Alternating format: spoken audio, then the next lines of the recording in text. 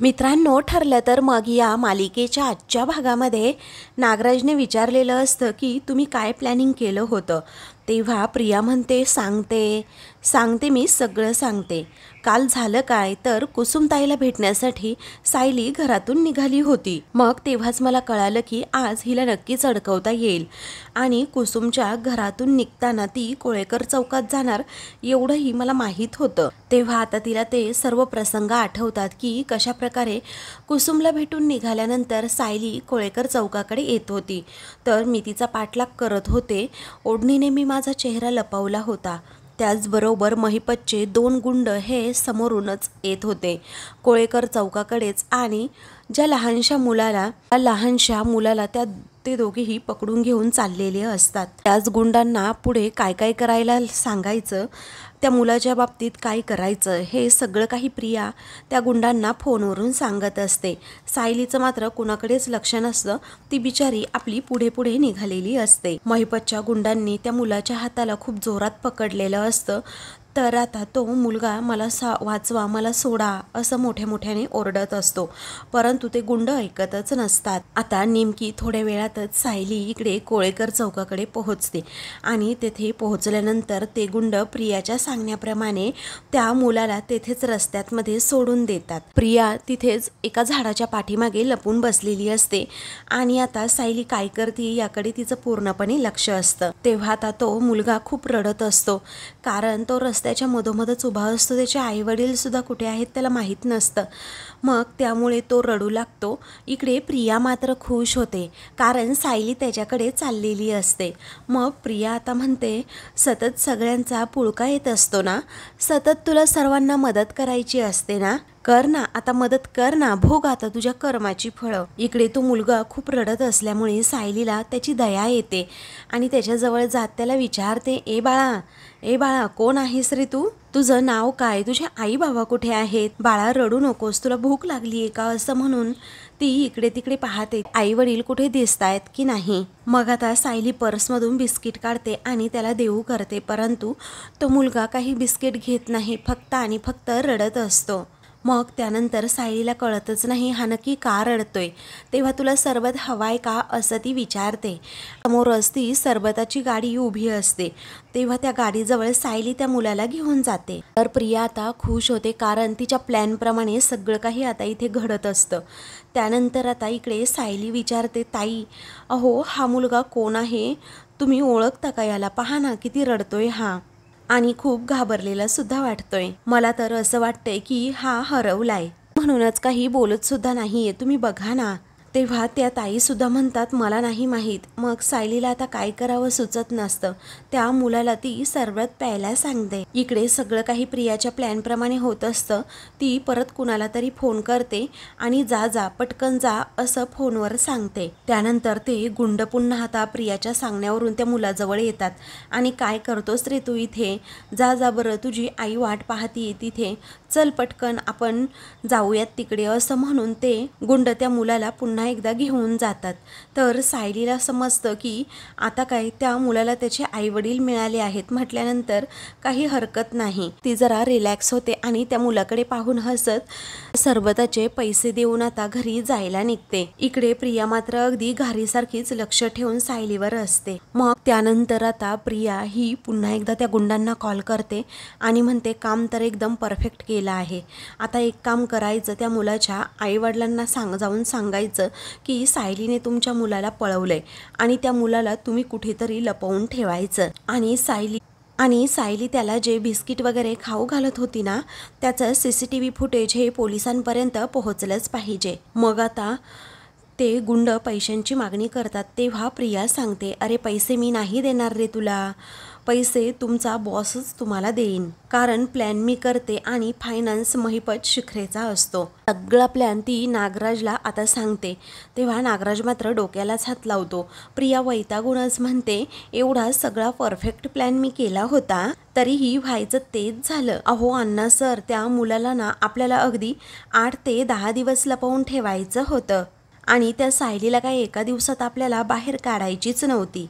तिला जन्माची अद्दलसुद्धा घडवायची होती आणि तुम्हाला एवढं साधंसुद्धा जमलं नाही हो, असं म्हणून ती आता महिपतवरच खापर फोडते. तेव्हा महिपत सुद्धा आता वैतागतो आणि म्हणतो, ये चिचुंद्रे, तुला देवाने जीभ दिली म्हणून 24 तास अशी वळवळत ठेवायची नसते, समजलं? अगं त्या मुलाला अशा ठिकाणी लपवायला हवं होतं जिथे माझं नाव येणार नाही ना तिथे, आणि म्हणून ती सरबतवाली बाई गाठली आणि तिला पैसे दिले. पण ऐन टायमाला ती वळली फिरली, मग मी काय करायचं, असं म्हणून तो प्रियालाच दोष देतो. ते दोघेही एकमेकांवर ओरडतच असतात. तेवढ्यातच प्रियाच्या मोबाईलवर अश्विनचा फोन येतो. तेव्हा ती म्हणते, जरा शांत बसा आता, अश्विनचा कॉल आलाय. मग आता दोघेही गप्प बसतात. तेव्हा प्रिया कॉल रिसीव्ह करते आणि हा अश्विन बोलणार आहे असं म्हणते. मग त्यावेळी आता अश्विन सांगतो, अगं तन्वी, तू काय म्हणाली होती, आपण दोघांनी घरी जायचं, आणि मी ते नेहमीच्या स्पॉटवर येऊनसुद्धा थांबलोय कॅफेच्या बाजूला. अगं किती वेळ झालाय मी तुझी वाट बघतोय, आहेस कुठे तू अजून? तेव्हा प्रिया जरा गडबडते आणि म्हणते, हे काय, पोहोचतेच आहे मी, अरे 5 मिनिटात पोहोचते. मग अश्विन म्हणतो, तन्वी अगं पटकन ये, मला घरी लवकर पोहोचायचंय, आणि दादा किती स्ट्रेसमध्ये होता हे मी बघितलंय. घरात जे हे वातावरण आहे ना ते मला आता बघवत नाही, आणि त्यातल्या त्यात कोणतीही सिच्युएशन आली तर अशा सिच्युएशनमध्ये मला इमर्जन्सी बाहेर सुद्धा पडावं लागतं. मग आता प्रिया जरा शांत होते आणि म्हणते, हो रे अश्विन, मी तरी काय करू, माझ्या 2 लाडक्या मैत्रिणींबरोबर गप्पा मारण्यामध्ये मी एवढी रमून गेले ना की वेळ कसा गेला ना कळलंच नाही अरे, असं म्हणून ती आता मैत्रीण म्हणजे महिपत आणि नागराजकडे पाहते. हे काय, निघतेच आहे मी, पोचते हा 5 मिनिटात, बाय, असं म्हणून ती फोन ठेवते. तेव्हा नागराज आता विचारतो, काय ग, या लाडक्या मैत्रिणींना सोडून लाडक्या नवऱ्याकडे चाललीस की काय आता तू? तेव्हा बिनकामाच्या मैत्रिणींपेक्षा माझा नवरा बरा, असं प्रिया त्या दोघांनाही टोमणा मारते. आणि तो उपयोगी तरी पडतो, सुभेदारांसमोरनं असा ढाल बनून तो उभा राहतो. आता तुमच्यासाठी मी त्याला तरी नाही नाराज करू शकत. तेव्हा महिपत आणि नागराज या दोघांनाही त्यांची किंमत प्रियापुढे समजते. मग ते दोघे रागातच तिच्याकडे पाहतात. तर प्रिया त्या दोघांनाही भाव न देता अश्विनकडे निघते. तेव्हा महिपत आता म्हणतो की हो नागराज शेठ, ही काय हिची ढाल आहे ना, असं म्हणून तो खूप चवताळतो. दुसऱ्या दिवशी अर्जुन सकाळी झोपेतून उठतो आणि त्याला वाटतं सायली शेजारी आहे, पण आता त्याला नंतर समजतं की सायली शेजारी नाही आहे. तो डोळे उघडून ताडकन आता उठतो आणि म्हणतो, सायली, सायली तू कुठे गेलीस, सायली, सायली, असं सारखा सारखा आवाज तो देत असतो. मग आता सायली बाथरूममधून बाहेर येते आणि विचारते, काय हो, काय झालं तुम्हाला ओरडायला? मग आता तो म्हणतो, अगं तू इथेच आहेस ना? मग आता सायली म्हणते, हो, काय झालंय पण तुम्हाला, काय एवढे घाबरलात, तुम्हाला काय वाटलं मला पुन्हा पोलीस घेऊन गेले की काय? तेव्हा तो म्हणतो, अशी मस्करीसुद्धा कधी करायची नाही हां. तेव्हा सायली विश्वासानेच म्हणते, मी तुम्हाला सांगितलंय ना पुन्हा असं काहीही होणार नाही म्हणून. अहो वचन दिलंय मी तुम्हाला तसं, आणि तुमची बायको वचन पाळण्याच्या बाबतीत किती पक्की आहे तुम्हाला तर माहीतच असेल. तरीही तुमचा चेहरा किती भिजलेल्या कोकरासारखा झालाय बघा.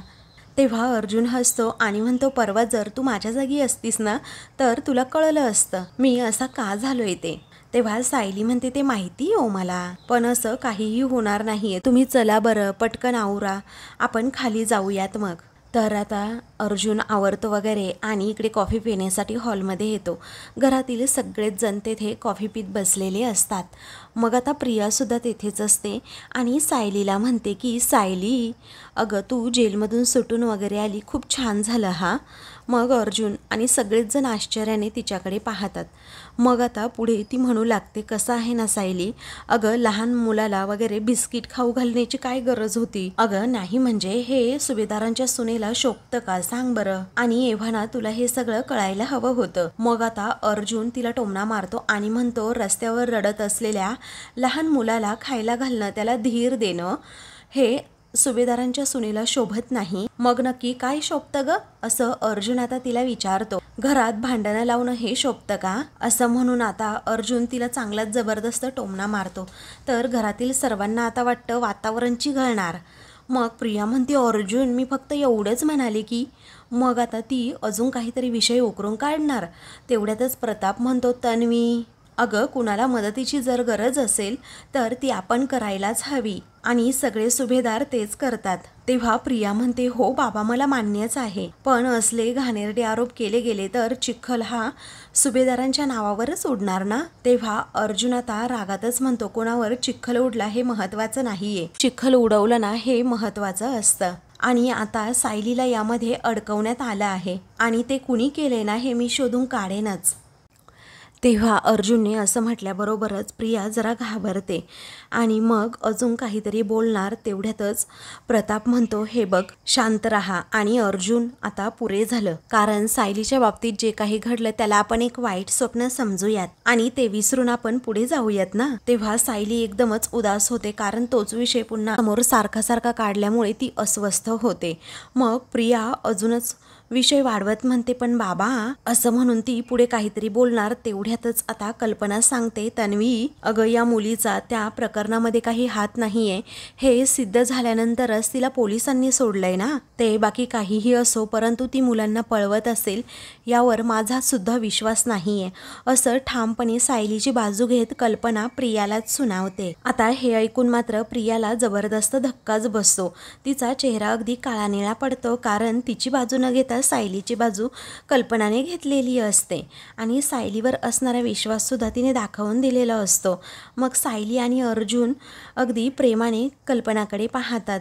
त्या दोघांनाही आता खूप छान वाटतं की सायलीबद्दल आता थोडं तरी पॉझिटिव्ह मत कल्पनाचं आहे. त्यावेळी आता सायली आणि अर्जुन एकमेकांकडे पाहतच राहतात. त्या दोघांनाही खूप आनंद होतो. त्यानंतर सायली आता विचारते, आई आज नाश्त्याला काय बनवू. तेव्हा कल्पना तिच्यावर न चिडता म्हणते, आज काहीही नको बनवूस. मग सगळेजण तिच्याकडे पाहतात. अश्विन विचारतो, मम्मा, अगं आज तू आम्हाला उपाशी ठेवणार आहेस का. तेव्हा कल्पना म्हणते, नाही रे बाळा, आज पूर्णाईचा आणि माझा भागवत एकादशीचा उपवास आहे, म्हणून तर पूर्णाई या मंदिरात गेल्यात. बरं मला सांगा, तुम्ही कुणी हा उपवास करणार आहात का. मग प्रिया अगोदर म्हणते, नाही मी नाही उपवास करणार. अश्विन आणि त्याचबरोबर इतर घरातील सर्वजण म्हणतात, नाही आम्हाला नाही करायचा उपवास. तेव्हा सायली सांगते की आई माझा दरवर्षी असतो हा भागवत एकादशीचा उपवास आणि मी ना दरवर्षी अगदी निर्जळी उपवास करते. मी तुमच्यासाठी साबुदाणा सुद्धा भिजत घातलाय. तेव्हा प्रताप म्हणतो, निर्जळी उपवास, अगं विकनेस आहे अजून तुला, आणि तुला जमणार आहे का हो उपवास करायला. तेव्हा आता सायली म्हणते, हो बाबा मी आता बरी आहे. असं म्हणून ती अर्जुनकडे पाहते, तर अर्जुन सुद्धा तो उपवास करण्यासाठी आता नकार देत असतो, पण सायली त्याला इशाराच करून सांगते की नाही मी धरेल हा उपवास. तेव्हा प्रताप म्हणतो, उत्तम, चला बरं ठीक आहे, ज्यांना उपवास करायचा असेल त्यांना करू देत, त्यांच्या निमित्ताने आपल्याला सुद्धा साबुदाण्याची खिचडी मिळेल, हो की नाही. त्यानंतर सायलीने उपवास धरला, म्हणून आता प्रिया म्हणते, मी सुद्धा आता उपवास करणार आहे, कारण मी सुभेदारांची सून आहे ना. मी कालच ठरवलं होतं की मी आता इथून पुढे ना उपवास करणार म्हणून. सर्वांना सांगते, काय तो भागवत एकादशीचा उपवास ना, असं म्हणून ती पाया पडते. तर सगळेजण आश्चर्याने तिच्याकडे पाहतात आणि तिच्यावर हसतात. प्रिया म्हणते, पूर्णा आजीला सुद्धा बरं वाटेल ना मी उपवास केल्यानंतर. मग सायली म्हणते, बरं ठीक आहे, मी आता खिचडी बनवायला घेते आणि आई तुमच्यासाठी, पूर्णा आजींसाठी आणि प्रियासाठी उपवासाचं वेगळं काहीतरी बनवायचं आहे का, करून ठेवू का दुसरं काहीतरी. कल्पना म्हणते, नको. तेवढ्यातच अस्मिता अगदी मोठ्यानेच सर्वांना सांगते, पण मी उपवास वगैरे करणार नाहीये, मी अगदी भरपेट खाणार आहे, असं म्हणून ती सर्वांना जबरदस्त सरप्राईज देते. तेव्हा घरातील सर्वजण आता तिच्याकडे पाहतच राहतात, कारण खूप दिवसांनंतर अस्मिता आता घरी आलेली असते. सर्वांना तिने अगदी आश्चर्याचा धक्काच दिलेला असतो. तेव्हा अर्जुन उठतो आणि अस्मिताई असं म्हणून लगेचच तिच्याकडे तो जातो. आता घरातील सगळेजण तिच्याकडे धाव घेतात, तर ती सुद्धा सर्वांना भेटण्यासाठी पुढे जरा धावतच येते. मग आता कल्पना अगोदर पुढे जाते आणि आपल्या लेकीला घट्ट मिठीत घेते. सर्वजण एक एक करून आता अस्मिताला भेटतात, त्यामुळे अस्मिताला सुद्धा आता खूपच छान वाटतं, कारण खूप दिवसानंतर ती घरी आलेली असते. तर दुसरीकडे नागराज हा किचनमध्ये जातो आणि म्हणतो, प्रिया या घरातून गेली काय, तर वहिनीला गोळ्या द्यायचंच मी विसरतोय आजकाल. वहिनीचा मेंदू ना असा तरतरीत व्हायला लागलाय, काहीतरी करायला हवं आणि या गोळ्या सुद्धा आता संपत आल्यात. ही गोळी ना शेवटचीच आता राहिली आहे, देऊन टाकतो आजच, असं म्हणून आता तो ग्लास घेतो आणि त्या ग्लासभर दूध घेऊन त्यामध्ये त्या गोळ्या टाकतो आणि लगेचच ती जी बॉटल असते ना ती आता तो खिशात टाकतो. तेवढ्यातच सुमन आता तेथे आलेली असते आणि मला तेथे किचनमध्ये पाहते आणि तिला जरा आश्चर्याचा धक्काच बसतो. मग आता सुमन आश्चर्यानेच विचारते, काय हो हे काय करताय तुम्ही. मग आता नागराज जरा घाबरतो. मग आता माझा नवरा असं काही करेल या गोष्टीवर माझा विश्वासच नाही, असं सुमन पुन्हा म्हणते. तेव्हा माझा नवरा चक्क स्वयंपाकघरात आज, असं म्हणून ती आता आश्चर्य व्यक्त करते. तेव्हा नागराजला समजतं, म्हणजे हिने गोळी वगैरे टाकताना या दुधामध्ये पाहिलं नाहीये. मग आता ती जरा हसते आणि विचारते, काय सूर्य पश्चिमेला वगैरे उगवला की काय? तेव्हा नागराजच्या जीवात जीव येतो आणि तो म्हणतो, वेडी ग वेडी, अगं मला वाटलं तू दुसरं काहीतरी बोलते की काय, असं म्हणून तो अगदी प्रेमानेच गोड गोड तिच्याबरोबर बोलू लागतो. म्हणतो, काय आहे ना, वहिनीची तब्येत आजकाल अजिबातच ठीक नसते ना ग. मग म्हटलं तिचा मूड ठीक करण्यासाठी, तिची तब्येत लवकरात लवकर बरी व्हावी यासाठी तिला असं गरमागरम दूध घेऊन जावं, बाकी काय. ॲक्च्युली मी तुला बघायला आलो होतो पण तू रूममध्येच नव्हती. तेव्हा सुमन सांगते, हो मी मागच्या अंगणात गेले होते आणि तेवढ्यातच तुम्ही किचनमध्ये आलात. तेव्हा तो म्हणतो, नाही काही हरकत नाही. तेव्हा आता जा दूध दे वहिनीला अगोदर, असं नागराज सांगतो. मग आता ती म्हणते, अहो तुम्ही एवढ्या मायेने वहिनीसाठी हे दूध बनवताय ना, मग तुम्हीच द्या की हे दूध प्लीज. तेव्हा नागराज म्हणतो, अगं नको, मी कशाला, तूच दे ना, तिला उगीच असं ऑकवर्ड वाटायला नको. आणि कसं आहे अगं, वहिनीचे मूड स्विंग्स तुझ्याशिवाय कोण चांगलं सांभाळतं, अगं तूच, असं म्हणून आता तो तिचं कौतुक करतो. मग सुमन बिचारी भोळेपणाने हसते आणि म्हणते, हो बरं हां आले मी. इकडे आता सगळेजण अस्मिताला एक एक करून भेटतात. प्रताप तिला विचारतो, कशी आहेस बाळा? तेव्हा ती आता म्हणते, एकदम छान आहे मी, मस्त आहे डॅड. त्यावेळी ती आता प्रियाला मिठी मारते. मग त्या दोघीही एकमेकींच्या तब्येतीची विचारपूस करतात, चौकशी करतात. तेव्हा आता कल्पना म्हणते, अगं पण अस्मिता तू कळवलं का नाही? तेव्हा अस्मिता म्हणते, जर कळवलं असतं तर मग सरप्राईज हे सरप्राईज राहिलं असतं का, नाही ना मम्मा? त्यानंतर अर्जुन सांगतो, अगं जर तू अगोदर कळवलं असतं तर एअरपोर्टवर मी गाडी पाठवली असती. मग आता अस्मिता म्हणते, इट्स ओके रे, नाही काही हरकत. नेहमीसारखी अस्मिताची गंमत करत अश्विन म्हणतो, आपल्या अस्मिताईला परदेश दौरा चांगला मानवलेला दिसतोय. तेव्हा आता ती म्हणते, गप्प बस रे तू अश्विन, मी ना तुझ्याशी एक शब्दसुद्धा बोलणार नाही आहे. मग अश्विन विचारतो की काय, मी काय केले आता? अरे सख्खी बहीण इथे नसताना कुणी लग्न करण्याची हिंमत तरी करतं का? तेव्हा अश्विन म्हणतो, अगं व्हिडिओ कॉलवर तर तू अगदी नीट बोलत होतीस ग, आता काय झालं एकदम? तेव्हा तुला असं समोरासमोर फायर करायचं होतं ना म्हणून. पण मला सांग, असं कुणी करतं का रे बहीण नसताना लग्न वगैरे वगैरे? तेव्हा तो म्हणतो, चुकलं बाई, खरंच चुकलं माझं, पण हे सगळं किती घाईत झालं तुला माहिती आहे ना अस्मिताई, असं अश्विन सांगतो. तेव्हा ती म्हणते, इट्स ओके, माफ किया तुझे. आता ती म्हणते, आणि माझ्या लाडक्या तन्वीबरोबर तू लग्न केलंस ना म्हणूनच माफ केल्याचं सांगते. मी पुन्हा एकदा प्रियाला ती जवळच घेते. त्यानंतर ती आता टोमणा मारत म्हणते की चला, माझ्या एका भावाने डोकं वापरून चांगल्या मुलीशी लग्न केलं ना, ते तरी बरं आहे. तेव्हा सायलीला खूप वाईट वाटतं आणि मग ती अर्जुनकडे हळूच पाहते. तेव्हा अर्जुन देखील आता सायलीकडे पाहतो. तर प्रिया विषय टाळते आणि म्हणते, अस्मिता अगं कधी एकदा ना मी तुला भेटते असं मला झालं होतं, पण तू एवढं मोठं सरप्राईज देशील असं वाटलं नव्हतं हा कधी. मग आता ती म्हणते, अजून खूप सरप्राईजेस मिळणार आहे तुम्हाला, पण मी तुझ्यासाठी ना खूप काही गिफ्ट्स घेऊन आले आहे. त्यानंतर आता सर्वांना ती बसायला सांगते. प्रिया आणि अस्मिता गप्पा मारू लागतात. सर्वजण तेथेच बसलेली असतात. तेव्हा तू वहिनी म्हणून या घरात आल्याचा आनंद आपण सर्वजण गिफ्ट्स ओपन करून सेलिब्रेट करूयात. तेव्हा प्रिया आनंदानेच हो असं म्हणते आणि अगदी सायलीकडे वेगळ्या नजरेने पाहते. त्यानंतर अस्मिता विचारते, बरं आजी कुठे आहे? मग आता कल्पना सांगते, अगं त्या सकाळीच मंदिरात गेल्या आहेत, कारण भागवत एकादशी आहे ना म्हणून.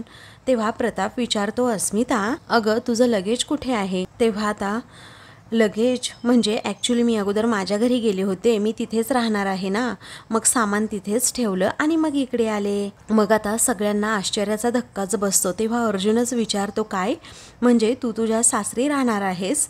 तेव्हा सर्वजण आता अस्मितावर हसतात. तेव्हा अस्मिता आता जरा रागातच त्याच्याकडे पाहते. अर्जुन पुन्हा हसत विचारतो, सिरियसली? मला तर आत्तापासूनच चक्कर यायला लागली हे सगळं ऐकून. कोणीतरी पाणी द्या मला, असं म्हणून अर्जुन आता चक्कर येण्याचं नाटक करतो आणि पडायला जातो. तेव्हा सायली आता त्याला सावरते आणि म्हणते, शांत व्हा. तर सगळेजण अर्जुनच्या या ॲक्टिंगवर हसतात. मग त्यानंतर अस्मिता अगदी शहाण्यासारखी वागते आणि म्हणते, तिथे आईबाबा एकटेच असतात ना, मग मला सचिन म्हणाला मी येईपर्यंत ना ते त्यांच्याबरोबर ना थोडे दिवस थांब म्हणून. तेव्हा प्रताप म्हणतो, अगदी करेक्ट. तेव्हा आता कल्पना विचारते, म्हणजे जावई बापू नाही आले, तू एकटीच आलीस का? तेव्हा अस्मिता विचारते, मग काय आता घरी जाऊ का परत? मग कल्पना तिला अगदी प्रेमानेच जवळ घेते आणि म्हणते, नाही ग बाई. तेव्हा सायली म्हणते, अस्मिता ताई खरंच तुम्ही आल्यामुळे ना खरंच खूप छान वाटते. आता अस्मिताचं तोंड वाकडं ते वाकडंच असतं, ती सायली बरोबर बोलतच नाही. त्यानंतर आता सायली म्हणते, पहा ना सगळ्यांना किती आनंद झालाय, पुन्हा घरी आलात तर. मग आता असं म्हटल्याबरोबरच सायलीला असं वाटतं की आता तरी अस्मिता बोलेल, पण आता ती सायलीकडे पूर्णपणे दुर्लक्षच करते आणि प्रियालाच विचारते, काय तन्वी तुझा कोर्स कसा चालू आहे ग. मग सायलीचा तेथे अपमान होतो. बिचारीला आता वाईट वाटतं की अस्मिता अजूनही एक शब्द माझ्याबरोबर बोलली नाही. मग सगळेच जण सायलीकडे पाहतात. तर आता प्रियाला अस्मिताने कोर्सबद्दल विचारल्यामुळे प्रिया अजूनच हवेत उडू लागते आणि सायलीकडे पाहत म्हणते की अगदी मस्त सुरू आहे हा माझा कोर्स, अगदी मस्त. त्यानंतर अश्विनला सुद्धा सायलीबद्दल वाईट वाटतं. मग सायली आपली किचनमध्ये जायला निघते आणि म्हणते, मी खिचडी करायला घेते हा. तेव्हा कल्पना विचारते, अस्मिता साबुदाण्याची खिचडी आहे, तू खाशील ना ग, आणि जर का तुला दुसऱ्यांच्या हातची नको असेल ना तर मी स्वतःसुद्धा बनवून देईल. हे ऐकून आता सायलीला अजूनच वाईट वाटतं. तिला तेथे अगदी परक्यासारखी वागणूक मिळते. हे पाहून आता अर्जुनच्याही तळपायाची आग मस्तकातच जाते. तर आता सायली अस्मिताकडे आता पाहतच राहते, कारण तिचं उत्तर काय असतं हे सायलीला ऐकायचं असतं. तिला खिचडी खायची आहे की नाही हे आता तिच्या तोंडूनच सायलीला ऐकायचं असतं. तर आता मित्रांनो, पुढील भागामध्ये प्रिया आणि अस्मिता या दोघीही किचनमधून बाहेर येतात. तेव्हा काय किचनमध्ये एवढी कसली मीटिंग चालली आहे असं कल्पना विचारते. मग आता प्रिया डस्टबिन घेऊन येते आणि म्हणते, पहा ना अहो आई, कोणीतरी ना उपवास मोडल्याचे पुरावे मी घेऊन आली आहे तुमच्याकडे. अगं बघ नाही, या डस्टबिनमध्ये ना रॅपर्स आहेत. मग आता उपवास कशाला मोडायचा असं कल्पना विचारते आणि अस्मिता, तू हे सगळं तूच खाल्लंस का गं असं रागातच विचारते. मग आता अस्मिता म्हणते, नाही अगं मम्मा, हे सगळं नाही या सायलीने खाल्लंय. तेव्हा सायली विचारते, पूर्णा आजी तुम्हाला असं खरं वाटतंय का मी हा उपवास मोडला असेल. मग आता सायली त्याच्या रूममध्ये येते आणि म्हणते, मीच हे सगळं खाल्लं आहे हे भासवण्यासाठी. प्रियाने स्वतःच इथे रूममध्ये काहीतरी खाल्लं असेल आणि त्याचे रॅपर्स इथे टाकले असतील असं म्हणून ती बेड खालून झाडून घेते आणि तिला तिथे रॅपर्स सापडतात. मग आता तेव्हा ती सगळ्यांनाच आवाज देते. अस्मिता त्याचबरोबर प्रिया पण या तिघीही तेथे येतात. मग सायली आता अगदी पुरावा दाखवत म्हणते, आई मी इथे केर काढत असताना तेव्हा मला काय पडलेलं सापडलं बघा, आणि हे असं काहीतरी प्रियाच करू शकते. प्रियाने माझ्यावर फक्त खोटा आरोप नाही केलेला तर तिने स्वतः उपवास सुद्धा मोडला आहे. तर आता रागातच प्रियाकडे कल्पना पाहते. अशाच मालिकेंचे पुढील भाग पाहण्यासाठी चॅनलला सबस्क्राईब करा.